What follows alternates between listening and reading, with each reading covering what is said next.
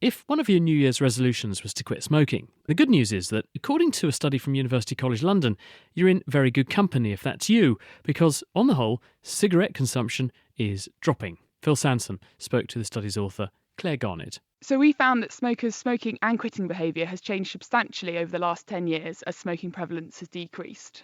Firstly, we found that cigarette dependence had decreased, and we used two measures to look at this. One of these was the number of cigarettes smokers smoked per day, and this decreased. And also, the mark of dependence is how quickly you smoke a cigarette in the morning, and this increased. How did you find this? So we looked at data from over 40,000 smokers aged 16 plus over a 10-year period from 2008 to 2017 through monthly household surveys. And you're asking them, how much have you smoked today? How long did it take you to reach for a cigarette? Yeah, all those sorts of things, as well as a whole host of other questions related to their smoking and their quitting behaviours and characteristics. I guess then you mentioned that you were doing across different ages and demographics and all sorts of stuff. Did you see any differences between the amounts people smoked or the amounts that you had this decrease in smoking? Yeah, so interestingly, actually, there wasn't a change in smokers' social grade. And by social grade, I mean the proportion of smokers in low-paid and manual occupational groups.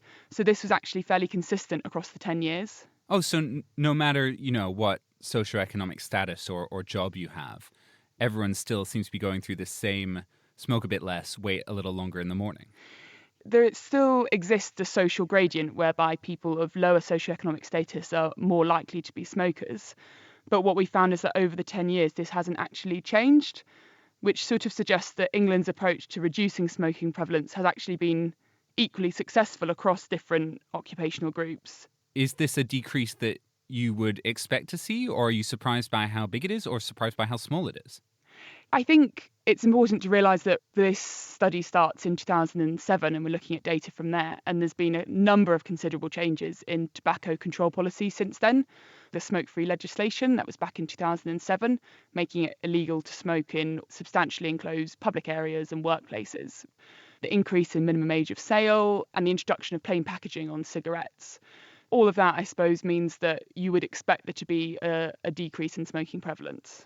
So are you going to continue with this research, and what are you hoping to find? The job's not done in terms of tobacco control policy, as smoking prevalence is still at around 15%, so there's about 7 million smokers. Claire Garnett, and her study is available to read in the very appropriately named journal Addiction.